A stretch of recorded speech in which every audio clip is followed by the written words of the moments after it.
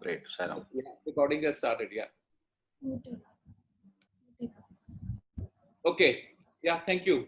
So, so the point is that when we talk of awareness and we talk of consciousness, then we talk of the awareness which is outside of us, how the external environment is responding, and then we bring the awareness within, and that is what we call as the within and without, and all that put together creates the what Swami calls it as the the sthana, the paristhiti, and the samaya.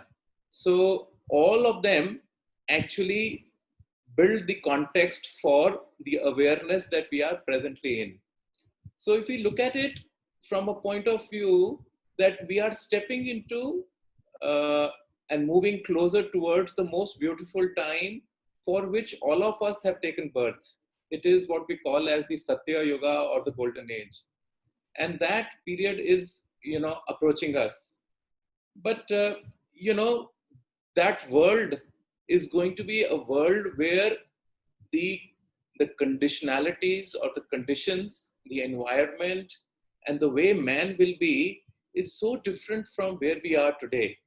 That we have to go through what we call as a process of undoing or leaving all that baggage that is not required, because we cannot step into the new with the old that we are still carrying with us.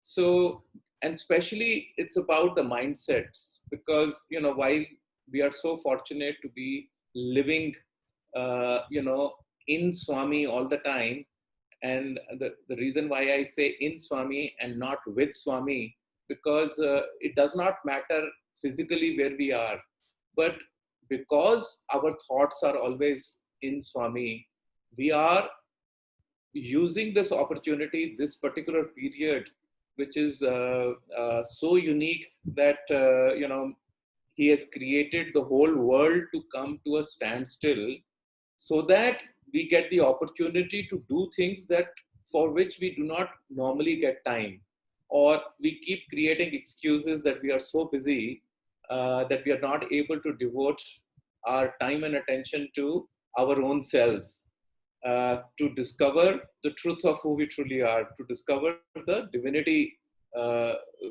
which is resident in all of us.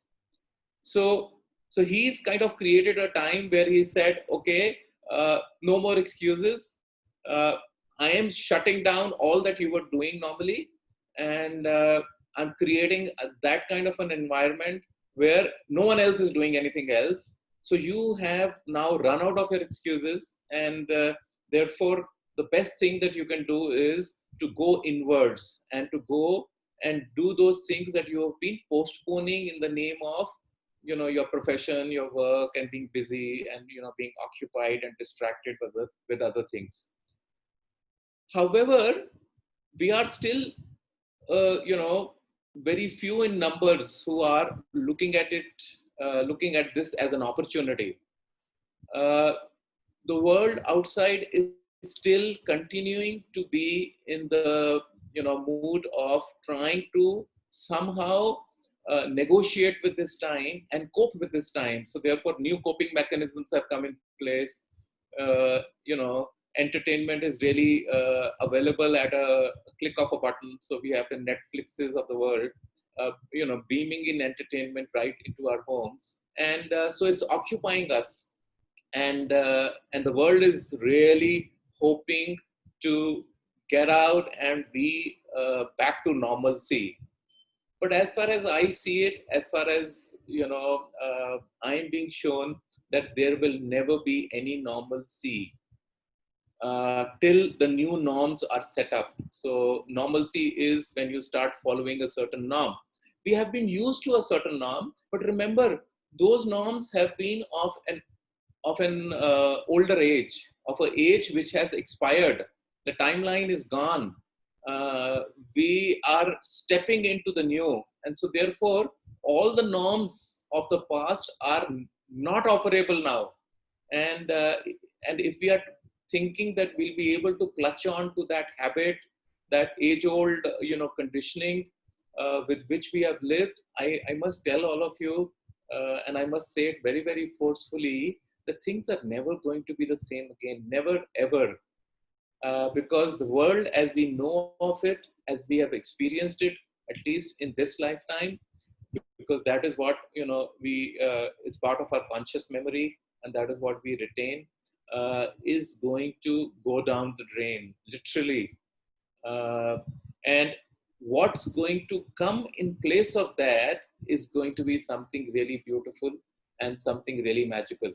So which means that we must understand and we must be aware fully of the period, the time that we are in at this point of time, because that is going to really help us to uh, get centered within our own selves.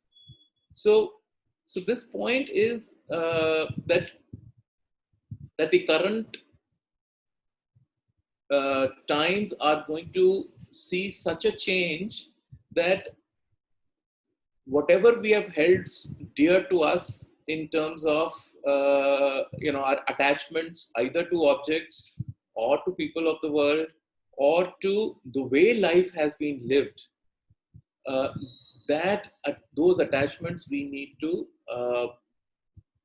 look at them, we have to be aware of them, and we have to willingly let go of them.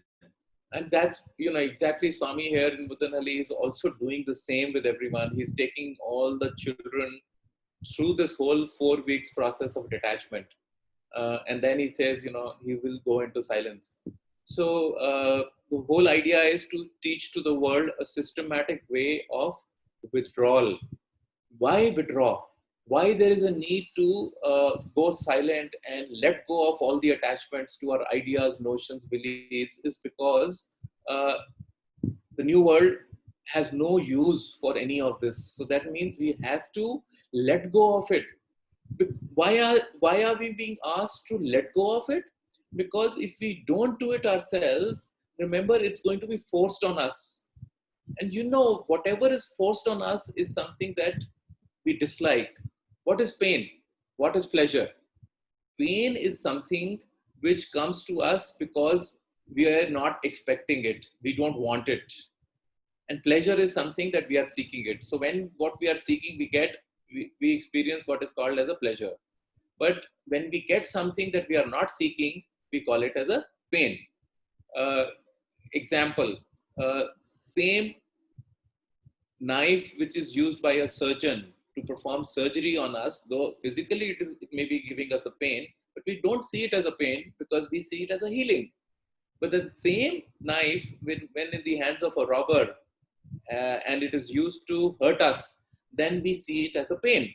Now the problem is not with the knife; it's the way that we are perceiving it. So we want to go to a dentist. Uh, when we proactively go to a dentist and get our cavities filled up, then it's not such a pain. But when it becomes a big cavity and you need to go through root canal treatment, then it becomes a pain. So the whole idea is, are we doing it willingly or is it being forced on us? Same thing starts to look very different when it is forced on us, and the same thing when we do it ourselves. Then it the sense of joy, the sense of ownership, the sense of expansion that you get is when you do yourself. And that pretty much is the difference between what we call as free will and destiny. Free will is when you do something with the proper awareness, with the right understanding, and you do it willingly. That is free will. But when it is done for you and it is forced on you, then that is called as destiny. And and if we therefore take advantage of this present time period where we realize that the new world is coming, right? We must take this opportunity to first really be clear that this new world is coming and there is nothing stopping it. And if we believe that this new world is coming, uh, and we may believe because Baba has said it, maybe because the scriptures have said it, because there have been a lot of prophecies about it. Okay, take your time to create clarity on that belief that time period is coming in front of us. And once that clarity is achieved, then we have to now use our viveka, our discrimination, to realize that look, the way we are today, the way it is going, if it continues, then that new order cannot come. So that means that something has to happen where the old conditionalities are broken, the old conditionalities are disrupted. Only through the disruption and only through that stoppage will something new emerge. Human consciousness has always emerged out of the womb of pain, of suffering.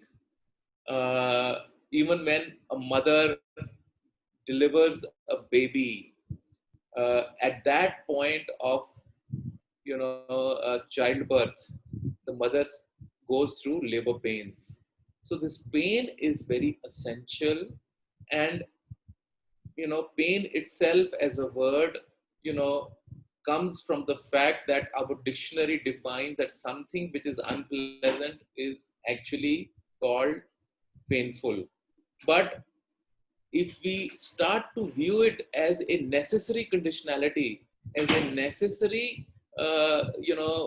framework which is required for the birth of a new world, then our awareness changes completely.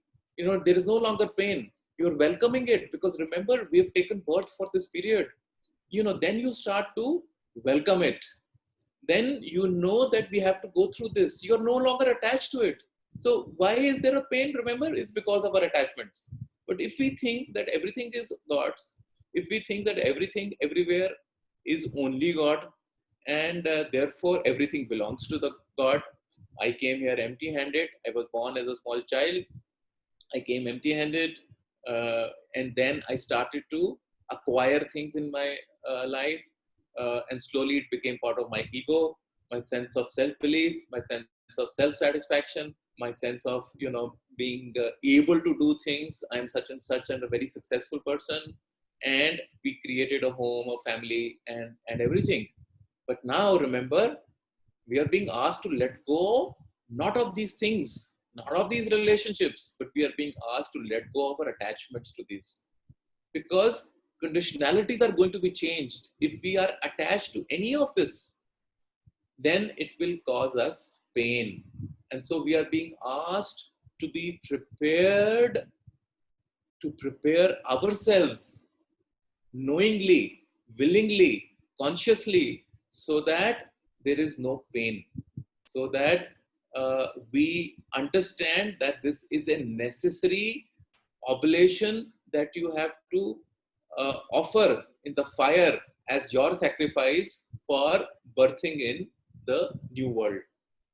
Okay, so if we understand it, then it becomes part of our awareness, and then how we respond to that, how we will participate in this, completely starts to change. So, understanding this external framework helps, now actually makes us ask this question to ourselves that, look, now I understand why this is happening. And I know that, it's not going to end here. There are a series of things that will keep happening. As I said, we will not be allowed to go back. And, for people like us who are already, because of the grace of our Lord, who are connected to Him, who are aware of this, we are already doing our, whether it's Rudram that we are chanting, or our other daily prayers that we are doing, or we are following the Master of the Mind series, that Swami is putting us on, and whatever other things that we are all doing, there is a large part of the world which is still not there, is still not focusing on this. So how does the mass consciousness change? how does this consciousness change to a time when the whole, golden age comes in, where the consciousness of man becomes much lighter. So the only way that can happen is, which our past has shown us whenever any of the yugas have changed, is that the world is got to go through such conditions, and those conditions will be so severe that man will literally come to the knees, and man will be forced to only look towards God in the end, because man would have tried everything else. Man would have tried every other resort. They would have resorted to almost every other thing that their intellect or their mind or their ego can do, and then when nothing will work, in the end, like we normally do, we also come to Sai Baba, and when we see him, we always come to him with some kind of requirements for ourselves. We are asking him, do this for our family, do it for our business, do it for our jobs, our children. So we are normally always asking God for something.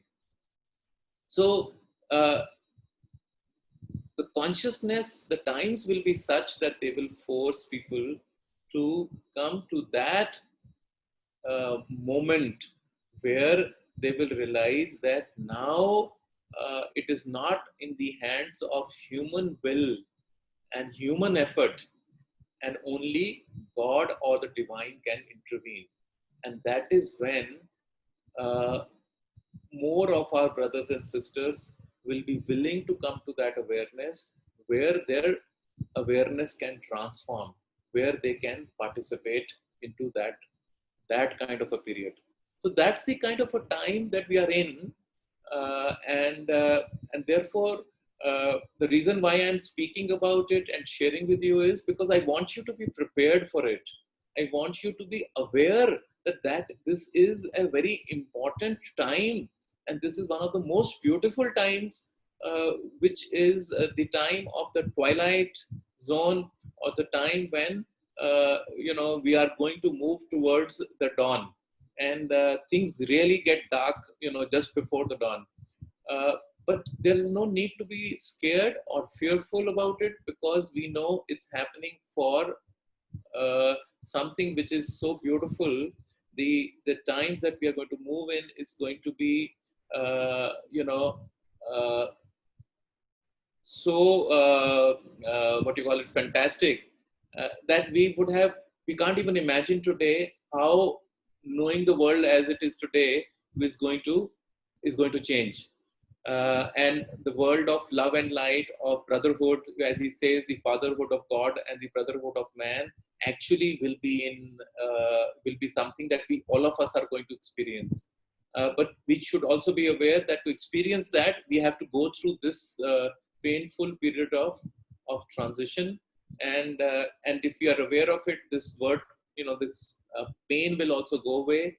And to make that pain go away, uh, we need to be detached from the consequences of what's going to happen, uh, from the consequences of, we should not start questioning now why it is happening like this. Why, if an avatar is here, and why, if there are so many divine powers around, why does the world have to go through this suffering?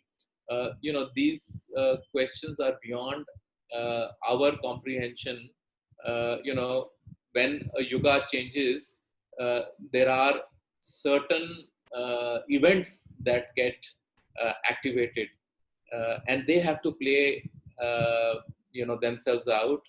We just have to become a witness, and we have to watch as a witness what's happening in the external, while anchoring ourselves into the internal.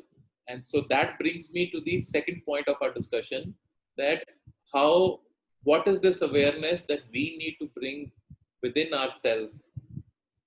Swami has been saying this for a long time now, that somebody asked him many years back that, Swami, when does the golden age come? And he said, look, the golden age completely depends upon you. The golden age is is not something that the whole world will start to look golden and will start to look very bright and beautiful. All this light that we keep talking about will come. Golden age is when our hearts will become golden, when we will start thinking of ourselves as a divine being, and when we will start to see divinity in everything, and when our actions will become divine. That means we are able to give to others.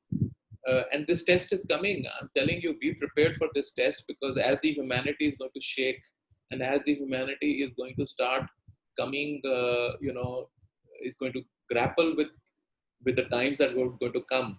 That is when we'll be tested whether we are going to go into a self-survival mode, or we are going to step out and see the same divinity in everybody else who will be suffering. So he said that I'll test everyone. Everybody does not, uh, with whatever we all of us have certain level of impurities. You know, we all of us constantly need to keep doing some work on ourselves so that we become those pure, receptors, or containers which can hold that light. And once we become that pure, that light starts to come out of us, and that radiance, and that those generators, or those channels of light, or light workers as we call them. We are all that. We are not aware of it, because we have not purified ourselves enough to understand that light actually is who we truly are. Because light is something which is always around us. Light is inside of us, and uh, light is around which all our body is created. Our cells are created, our bones are created, our muscles, our tissues, right? Our skin. Ultimately, who we truly are, what we call as the Atman, or the soul, or the consciousness, is nothing but it's a energy, and it's an energy of light. That is what actually sustains our body, and that is what sustains the environment around us. That is how God is all pervasive. That is how God is all around us at all points of time. So when we talk of Swami as the Parabrahman, what is Parabrahman? Para means that it is everywhere. Brahman is that it is the absolute, it is all. So it is all which is everywhere. Now, what is everywhere and all is not just the finite object that we are seeing. It is the infinite which we cannot see, which is everywhere around us. What is that? It's an energy. What is it? It's a consciousness. What is it? It's a light. That is what is the truth of our existence. So we need to start becoming aware that that same light, that same energy, that same consciousness is also inside of us. And a lot of times we experience that energy amongst us. And there are times when we have a feeling, suddenly sometimes we are in presence of Baba and we say, oh, I'm receiving a lot of energy. Or we go to Pema Amritam and we say, there's a lot of energy. Or we go to Puttaparthi and we file the energy. Same kind of energy we have when we go to some kind of a temple, or we experience this energy when we go through a meditation, right? Or we do Rudram. So what is that energy that we experience? What happens to us is, during such times, that we become a purer receptor at that time, and we are able to become aware that we are a channel ourselves. Each one of us is a channel. Each one of us is channeling at all time. It's just that our awareness is blocked. And sometimes we get that experience and we say, oh, something happened, right? But how can we experience that more and more? And how do we know that what we are experiencing is that energy, or that divinity?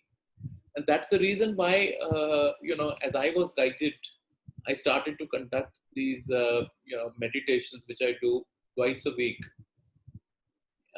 Immediately after this, we have at 8:45 India time a meditation, and the whole idea, the whole thought that he gave me was that take everybody through the energetic experience of uh, what they truly are, and let them, let everybody start connecting to the energies which are all pervasive, so that when he talks about aham brahmasmi, right, we are able to experience what it actually means beyond the words and beyond the Upanishads and beyond the texts, right? And then we say Sarvam Brahma or Sarvam Kalvidam Brahma. What does that mean? What is that experience like? Because, otherwise, how will you identify it? As Swami says, we the time is gone for us to be parrots or to be great scholars, where you take some knowledge and from the book and you memorize it, and we can then debate, we can participate in great discussions. Okay, so Swami says from pustak to mastak, right? That is that is just satisfying our ego, our intellect, right, our feeling of being a great scholar. But that scholarship is of no use now, because I'm telling you, all scholarship is of no use unless you experience it, unless you know what it really means, unless that comes from your direct experience, or what we call as the prataksha praman. If you have not experienced it, then at the time of reckoning, at the time when we are being asked to move forward, and we are confused, we have a lot of knowledge, right? What happened to Abhimanyu? Abhimanyu knew about it, what he had heard, but he had not didn't have the experience. So whatever he could, it took him one way, the second way he did not have that experience. So having the experience is what is essential. uh, that is the reason why Swami is focusing so much now. He says, I only want Gyanis now. Okay? And unless you have that Gyan, we have gone through the process when we've done a lot of seva, we've done the Karma Yoga, we've done a lot of Bhakti. Okay? And now is the time when both the seva and the Bhakti have to come together in Gyan. Only when we get the Gyan will our awareness expand. And when it's like doing a rudram and doing rudram with an awareness. It's like doing what you are doing, even meditation does not mean that you close your eyes to experience that energy. You are going to have to sit straight, and you have to experience that connection with that. Once you understand what that connection means, once you understand what uh, that feeling is, and once you understand that what is that state of mind, that sweet spot, which means that you are connected with your own higher consciousness, then you can do it pretty much 24 by 7, or at least those 18 hours a day when you are awake. Because pretty much while doing whatever work you're doing, whether you're doing any chore at home, or you're in your office, or you're in a play field, or even you're out there in a mall somewhere, yet you can be in meditation or in connection with the divine. So to understand and to expand that awareness, what is important is the direct experience, or experiencing that, and knowing and being able to classify what that experience is. That, to my mind, is something that we should all be focusing on. And in these 4 weeks that I think get completed, maybe today or tomorrow, Swami has ultimately, from giving them practices of how to control the mind, he's got everybody to a point where he's making them experience what silence is. Because knowing about silence is one thing, but experiencing that stillness, because through the stillness, this is how I experience things in life.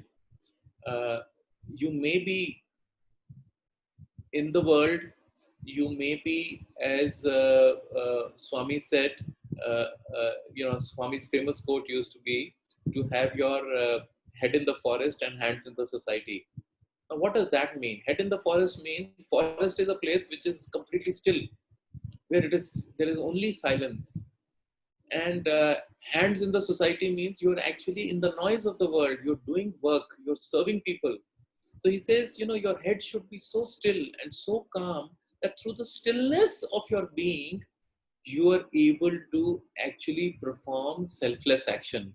Because it is the selfless action which brings in that love that he talks about. When he talks of love all and serve all, Swami has never said serve all and love all.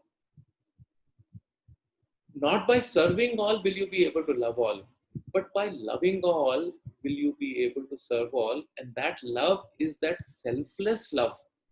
And that selflessness comes in only when you have that inner experience, you have that inner connect, and you start living in that awareness that I am that Brahman and I am that divine being.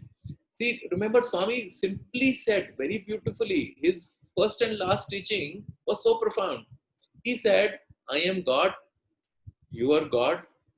The only difference is that I am aware that I am God and you are not aware that you are God. And that is the topic today, is living in the awareness that I am God. That one small thing, if we, each one of us, look, the simplest technique for bringing that is to bring it into our consciousness. You see, the law of energy, because as I told you, that the God who's all pervasive is also energy, and that same energy resides within us. And how does energy work? The energy works on the concept of that there is a receiver and there is a transmitter, right? So if you want to hold the energy that I am divine, and you keep reminding yourself, and in your awareness all the time, you keep reminding that I am God, what is it doing? It is already kind of channelizing the energy all around you to come into a straight line or in an alignment with the energy that I am God. Everything starts to work on the law of attraction, and we start to attract all the divine energy which is there everywhere in the consciousness. As we are talking, this energy is being exchanged. Where is this energy coming from? It is only that one energy that I am tapping. Where am I getting the words? What needs to be communicated today? It's coming from that one consciousness. When I am passing it on, it's not just merely the words. It is actually the energy which is coming and coming, and you are receiving that energy also. This energy works uh, through a written word. This energy works through the medium of internet. This energy works through when we sit into meditation in different parts of the globe. So when we have our meditation sessions, there are people almost participating in every continent who are there on these meditations. And when you look at the kind of experiences that people write to me about or what they have during these meditations, it's amazing that, so time and space goes away. When energy is interacting, then it does not make we have created this in our mind that, I'm sitting in Dubai and I'm sitting in Madanali, or somebody is, sitting in Australia. It doesn't matter to energy. That is how Swami is able to experience us and understand what's going on with us, irrespective of time, space, and materiality. It doesn't matter. So to understand this concept is very important, not at just a level of, as I said, of at an intellectual level, but start to uh, experience this energy and experience this awareness, and just start holding this thought. Hold this thought. That's why Swami is saying, keep starting to morning, evening, when he says, just chant Aham Brahma, Aham Brahma, Aham Brahma, or Param Brahma, Param Brahma. Really, what he's trying to tell you is that if you will chant, you're actually calling for that energy. You are using the law of attraction, and you are using all that is divine, which you truly are. by chanting, you are actually getting convinced about it. You see, in your subconscious mind, the subconscious already has store of everything, but the conscious mind is not aware that you are actually God. Because remember, how can we be God? We were born in a family, we were given a name, we were given, our ego starts right from the time when I know that I am born in a certain family and these are my parents. So that ego starts to build up, and that ego, what does it do? Ego separates me from my divinity. I am part of universal consciousness. I am pure. But what happens that as I start experiencing the world and the world starts to create a separatedness in me, and the ego starts to build up right from childhood onwards, I start to get disconnected from this whole. And slowly I start becoming an individual consciousness, and ego, ahamkara, starts to come up. And so therefore, we start losing that connection because we came from a pure source. So our source from where we come, which is before birth, and where we go as a destination, that both is the same. We come from God, we go into God. And the journey in between is what is the journey from Manav to Madhav, the journey from transformation of human consciousness into divine consciousness. Actually, divine consciousness is who we truly are. We're just trying to convince ourselves. And so to me, if we understand it fully,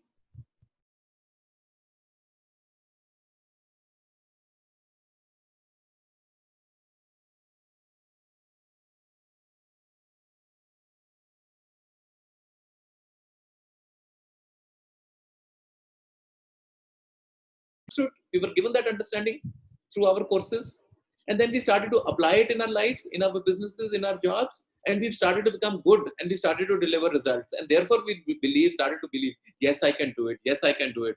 I can, make money out of nowhere. I can, be successful everywhere. I can make good food, right? I can play this sport well. I can do this Rudram very well. How did it come? It's just because I believed I could do it. I had the knowledge, I had the understanding, I applied it into practice, I got the anubhava, and through the anubhava, I know that I can do it. So I am also telling you the same thing, that you are God.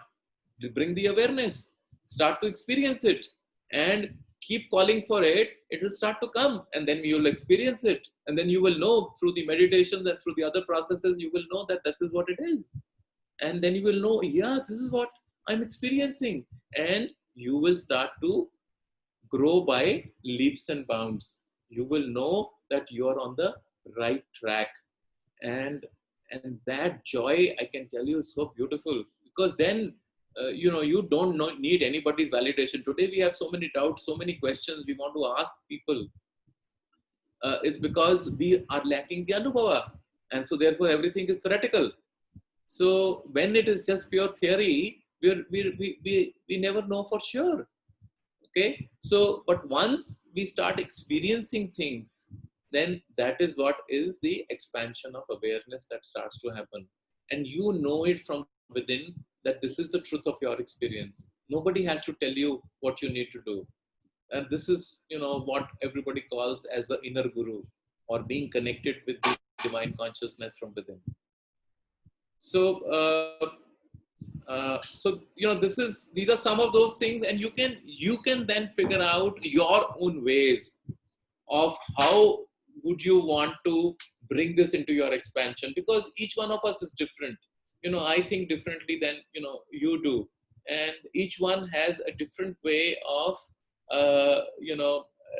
remembering certain things. We each have created our own small tools and systems and processes to make things happen effectively for us. So similarly, in spirituality, or on the path of the self, you have to use the same discrimination. You have to use the same logic. You have to use the same set of practices that have made you successful in every other area. This is not different at all. Why do we feel that it is so difficult? Why do we feel that it is a black hole? Why do we feel that you need life is just a big experiment? It's like a laboratory. You do something, you get the result of it, and the result of it tells you whether it works for you or not. So So I think I'll try and close it here. As I see the time, we've taken about 47 minutes, and we had initially talked about 45 minutes of a talk and then 15 minutes for question. So Shobna, is that okay? Yes, that's fine. Huh? I think we can go ahead with the questions. Anybody have questions? I know, Saiviji, you had some, right?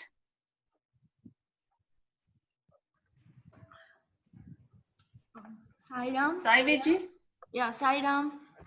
Ram?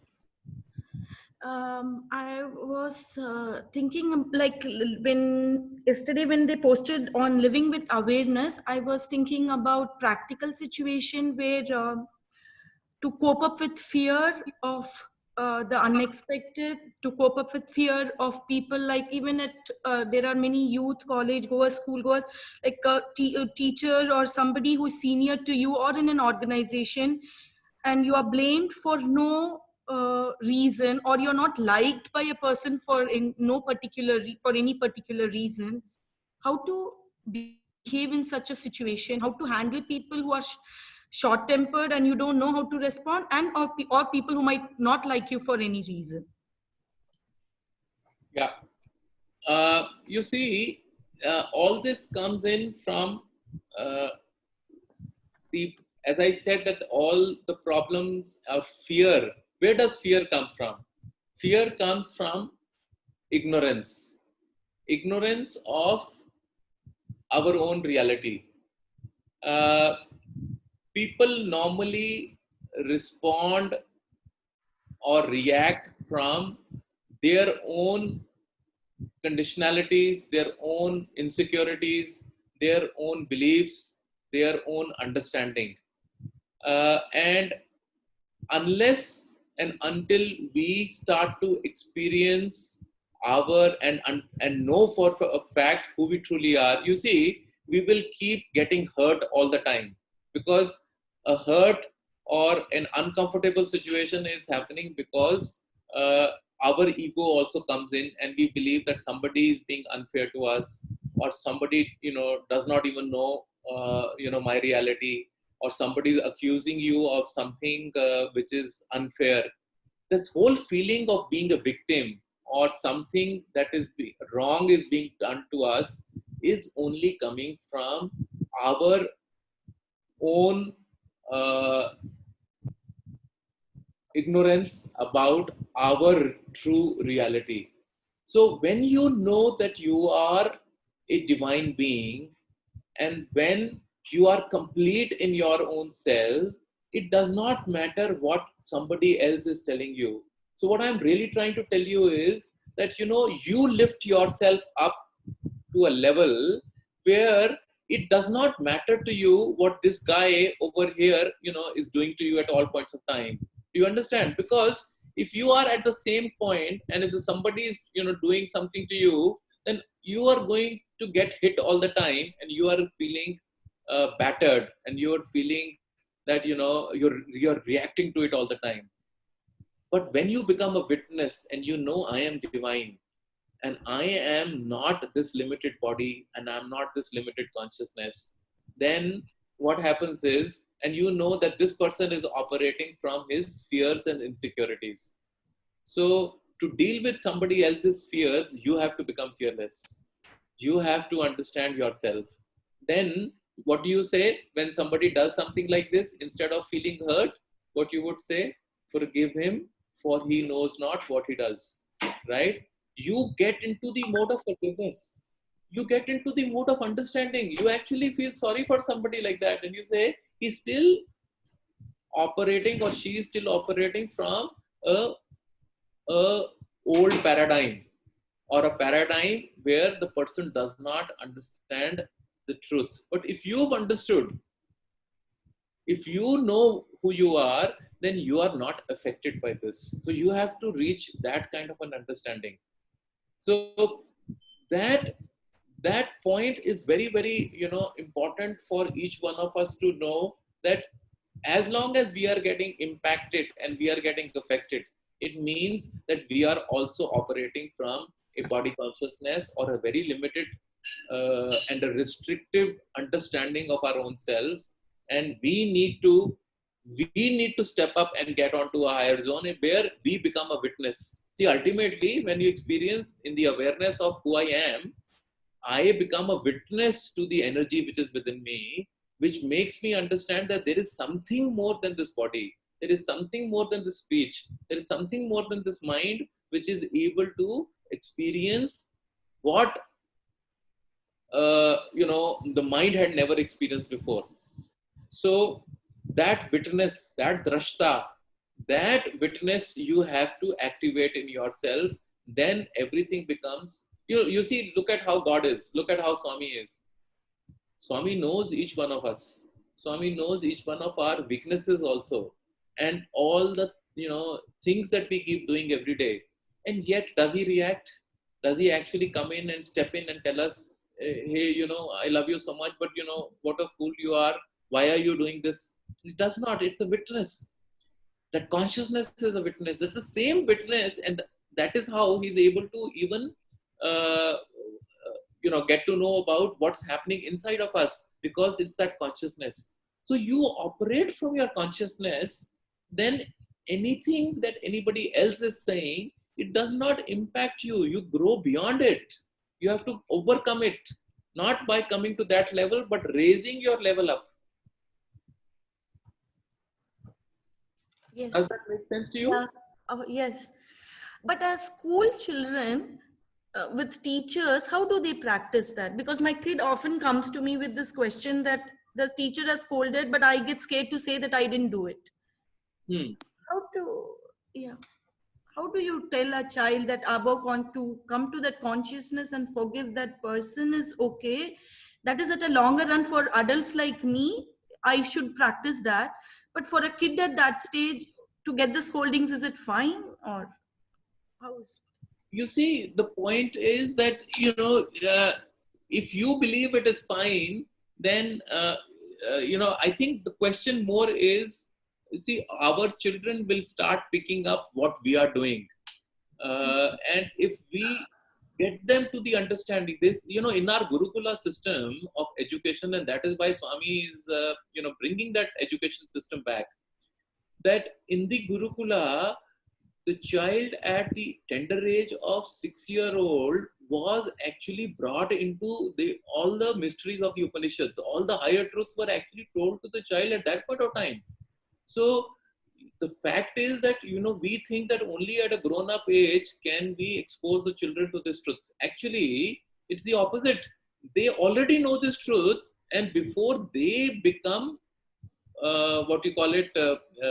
they get maligned, or they get into the material world and they lose that connection with their own self.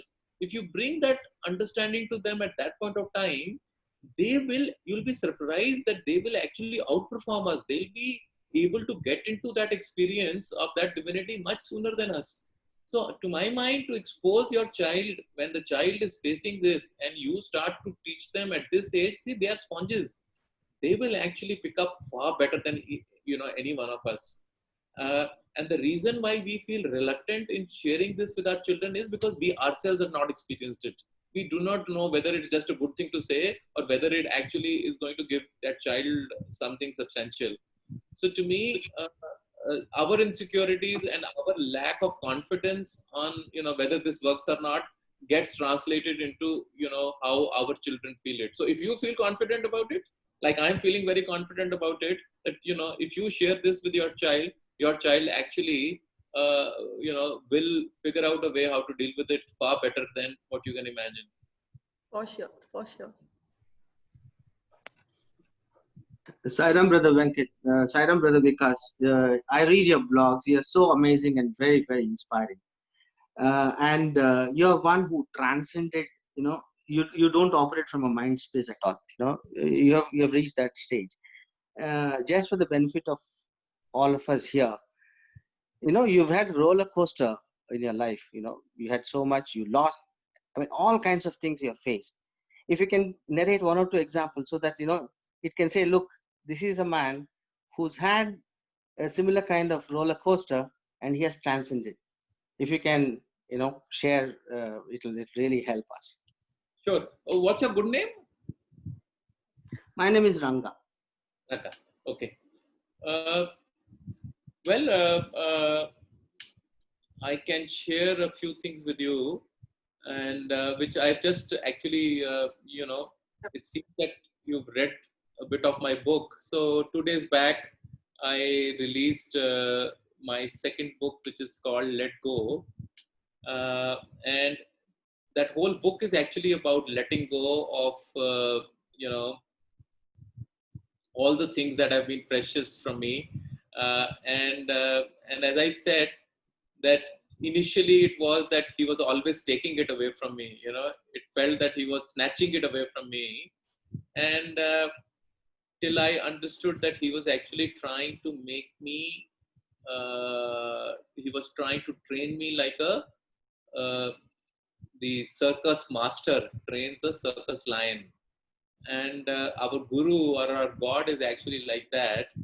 Uh, so one experience I can share with you is that in 2015, uh, I got, I had actually experienced the loss of my Swami and my father.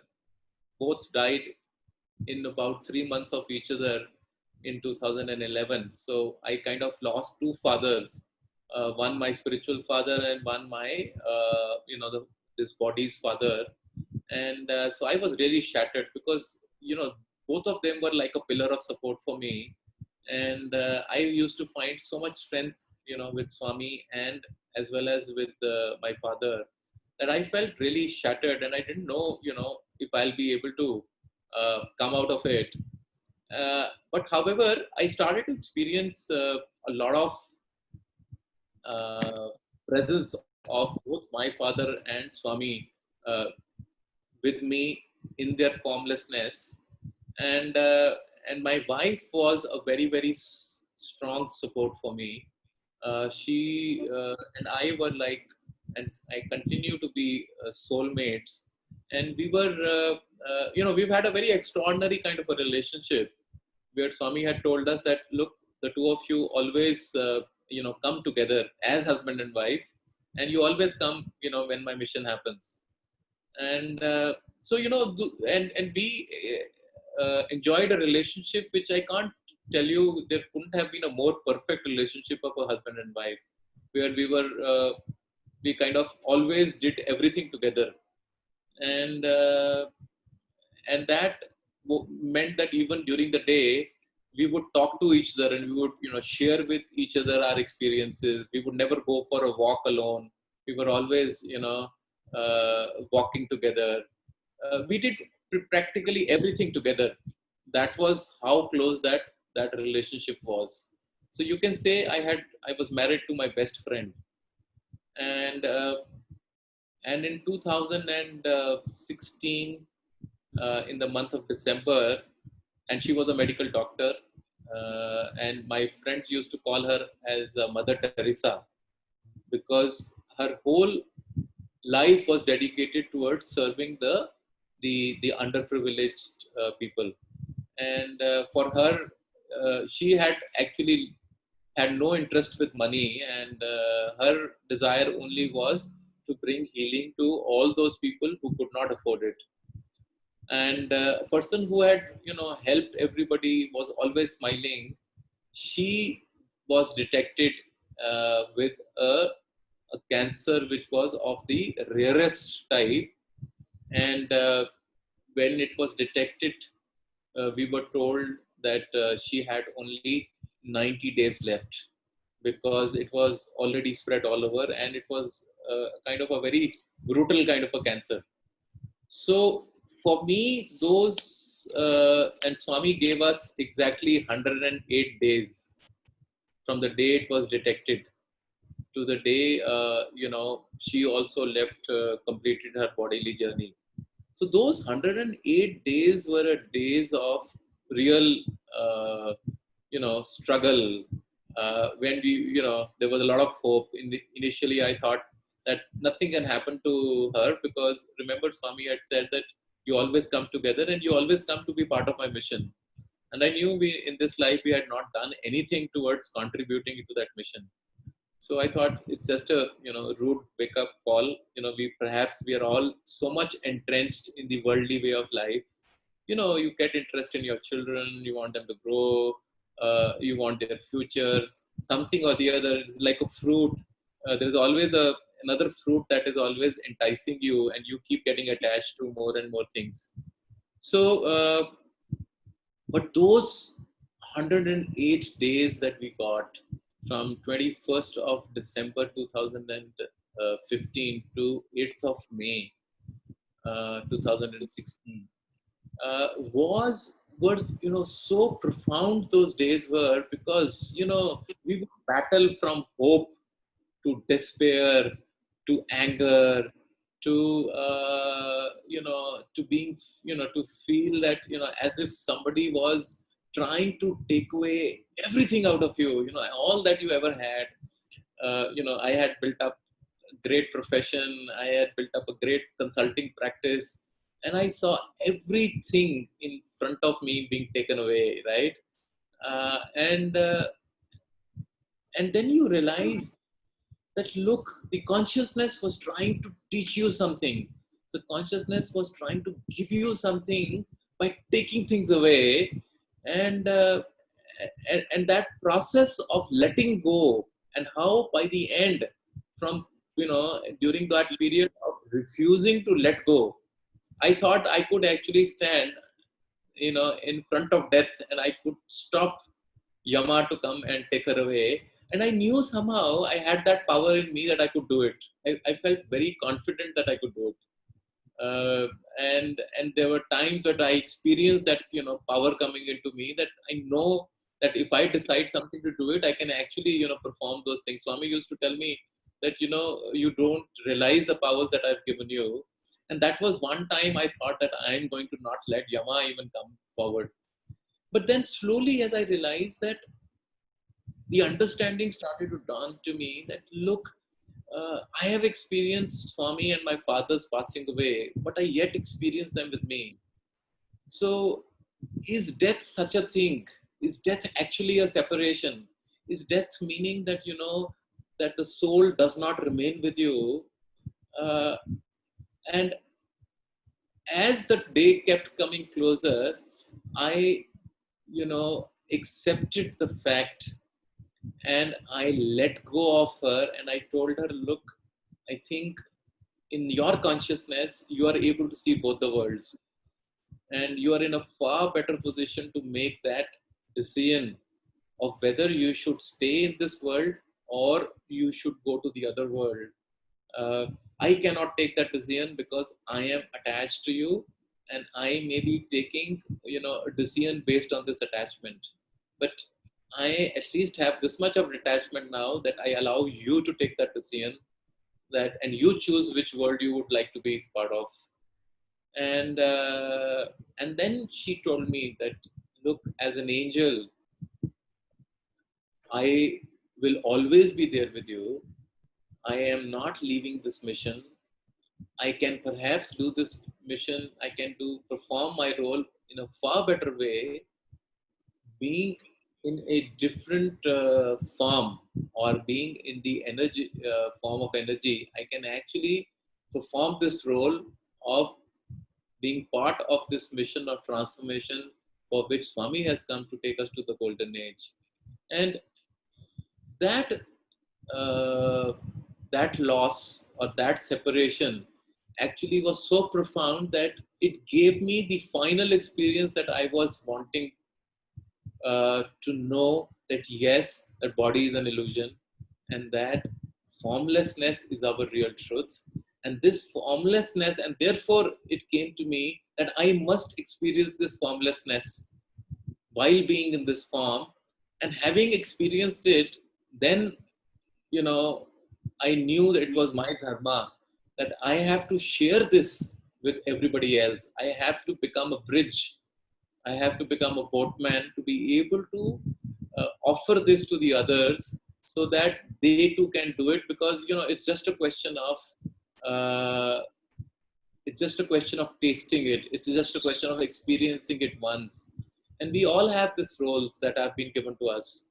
And that's the reason when I came for the first time to Swami in the subtle form, the minute he saw me, he said, "Oh, Professor, you have come. I have been waiting for you.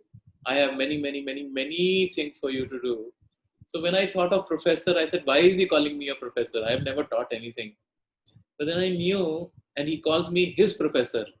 So I have to profess what he has given me as an experience, and so many things I've written in this book that has come out. I'm actually writing a sequel of this book, which will talk of some other experiences which I have held back. So it's a very it's a very beautiful feeling. You feel so honored, you feel so privileged, you feel so blessed that the Lord of consciousness, the Lord of the creation actually makes you do, because there is nothing that we can do ourselves. We can't have that understanding unless he really blesses us for that. So letting go has become such a joy now that I believe that the only way to grow in life is actually by letting go. Wonderful. Sai Hrudyam, Any Vikas ji. more? Sairam? Sai Hrudyam, my name is Jeevan. I just thank you for all the snippets of experiences and the advices you have given. My question is it's a common question, maybe asked in different platforms, but now I have a prompting that I should ask this now. We are talking about awareness now, and we are all actually soul, light, fully light, and our real identity is Atma, soul, light. Then, if we are going to be aware of that, then who is that which thinks not aware of it? Now, who am I now, thinking that I am not? Why it is becoming so difficult? This mistaken identity which I am possessing. Why it is so difficult to reach there? And adding up to it, I just want to know separately how many identities we might be having as we get awareness into different levels. So we will be encompassing a different identity by itself, and we'll move on, and ultimately we come to know that we are God. So after that, what? So once I remember when somebody asked Swami, why all these dualities are existing, Swami said in a game there should be two parties. So in this game of life, light and dark are two parties. That makes the life interesting. So when everybody goes to the light, then is it that all drama, all this cosmic thing going to be a disinteresting thing? So, so I'm going to come to the main question: who am I trying to be aware of something different from me? So who am I then? Then who is that I? What is it all about then? I hope I made the question clear. I'm not sure I confused or not. Just whatever came to my mind, I asked. I just want to hear from you. Thank you, sir. Okay. Thank you, Jeevanji. The point is, I have a very simple answer to this. Long time back, there used to be an advertisement that used to come on television in India. So I don't know if you got to ever see it. It used to be of a chocolate eclairs, and that brand was called Melody. So so you understand Hindi, no? Hello, Jeevanji, do you understand Hindi? Yeah, understand Hindi. Okay, so it used to say, melody itni chocolate bhari kaise? And Okay. the answer used to be, melody khao, khud jaan jao. So Okay. the question was that how is this chocolate eclair called Melody? How is it so full of chocolate? And the tagline was that you eat Melody and you will get to know how it is so chocolatey. Okay?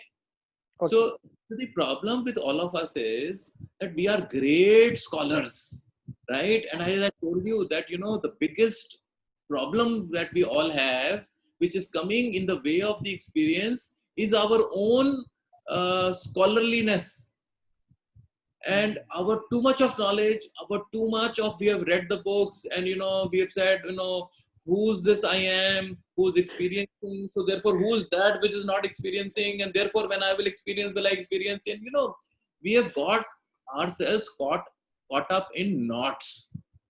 And, we are confused, and therefore we think it is so complex, and therefore we don't even attempt to do anything. And I have been a very, very simple guy. I'm a real, mand buddhi. I'm really, a very small mind, and I therefore never got into all this intellectual things. All that I know, all that I speak, all that I say comes to me from my direct experience, from direct knowledge. It comes to me when I just think about it. It flows to me. I have taught, Swami sent me to the university for 1.5 years to teach in Gulbarga. And, Swami said, I will tell you what you will teach. So he never said anything, and he went back to Mudanhalli. And the vice chancellor and the pro chancellor, they said, this guy looks like a spiritual guy. So I think he can teach spirituality. So they gave me all spiritual subjects to teach. They gave me Upanishads, they gave me Bhagavad Gita. And I said, Swami, this is very tricky, man. I have never read Bhagavad Gita myself fully. I have never touched Upanishads. And you are asking me to teach them. So I said, okay. But if he's smart, then I am also a reflection of him. So what did I do? I said, look, I may not know Bhagavad Gita. I may not know the Upanishads. But what do I know? I know you. Okay? I know the source of all knowledge. How did the Upanishads come? How did the Vedas come? Because some people who we call as saints and sages or rishis, they actually experienced it directly. They experienced the mantras, and they experienced this understanding directly through their intuition. I decided to test it, whether this works or not. So I went into my first class of Upanishads. Okay? And there was, I had to explain something in the Upanishad. So what did I do? I said, Swami, you and me are one. You've told me 1,000,000 times. I am connected to you. Please, through me, explain this, what this quote in Upanishad says. And this was my first time, my first class. This was how underprepared or prepared I was to teach the class. But I had this confidence that if I understand the principles, and I am willing to go with that principle, I had no fear. I had nothing that people will make fun of me. I just went with this, and I'm telling you, the pure Sanskrit, which I don't know, started to flow through me, and I explained. And ever since, I took classes of Bhagavad Gita, and I did justice to everything, because I went directly for the experience, and I had no fear, and I had no questions, because I understand how energy works. So all I am trying to tell you, Jivanji, very simply, put those questions aside. All such questions come only from the mind. This is mind's way of putting so many roadblocks in front of us that we find it insurmountable. This is the trick to try and sabotage your path. So I would simply say, you go for your own direct experience of your truth. See, what will come from within is, you cannot challenge it. You know that is something that is working for you. I will give you an answer. Swami will give you an answer. Some other, sage will give you an answer. It will always be what is called as a borrowed truth. It is something that is, anything I read in the book, to me it's borrowed. I can't read books now, because, once you start to experience things directly, everything else becomes, counterfeit, inauthentic. It's, even if it is a truth, I can't just read it now, because I feel it's someone else's view, right? I'll go and experience it. So what do? I talk to the consciousness. I tell them, okay, Para Brahman, please give me this experience. Please give me this understanding. I know you are there, you are me, and please give me this experience. And it comes to me. Okay. It's as simple. I'm telling you, to know yourself and to know the consciousness, which is nothing but an extension of you. You don't have to do mumbo jumbo. You don't have to tantra. You don't need a mantra. You just need to understand how it works. And in your authenticity, in your space, in your purity, you are God, you are Brahman. Why complicate it by writing it in such confusing manner? I don't understand that. And so so you can say I'm a Jat Buddhi. I'm a lay person, and I approach everything back to basics. Look at it from a basic standpoint. Experiment with it. Get your own anubhava. Get your experience, and that experience is your truth. Thank you, Vikas. Thank you. We still have time, Vikas? No, I just need 15 minutes of Thought. Yeah. something. I need a drink, and then I go into meditation. But why don't you encourage everybody, whoever is interested can join the meditation? Definitely, because what we'll do is we'll post what you sent, the link to everybody in the group. So please join. It'll be in at 6:15, which is 7:15 Dubai time. Yeah, 7:15 p.m. So it's in about 28 minutes, 27 minutes from now. Yeah. Because we'll finish then, because we know that you need to rest. But we could have continued this for another couple of hours. Huh? So we really enjoyed it, and I know on behalf of the whole group, thank you so much for your time. Really, really grateful, and we feel blessed to have this experience and blessed to have this understanding. So thank you so much, and I'll also send the link to your book to the group as well. So we're all dying to read it. And Shobna, also, you can send me if they want to be part of that meditation group, so that they are aware. So they can send me your contact numbers, and I can add them to the group, so that then they're connected. Fantastic. We'll do that as well. So you can add the group, whoever's interested. Yeah. Interested, they can send, and then we can, add them to that.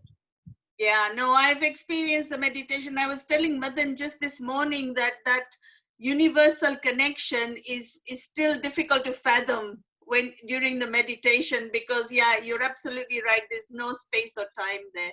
Nothing. Yeah. So you're directly experiencing the truth. So what is there? It is in the purest of the pure form. So what else do you want? This is the end of all the, they say the end of knowledge is liberation. It is this freedom. It is this oneness. And once you experience it, there cannot be anything, no bigger joy than this. So, yeah, absolutely. Thank you so much for your time. My pleasure. Thank you so much, all of you. And that was a pleasure. Sairaj, over to you.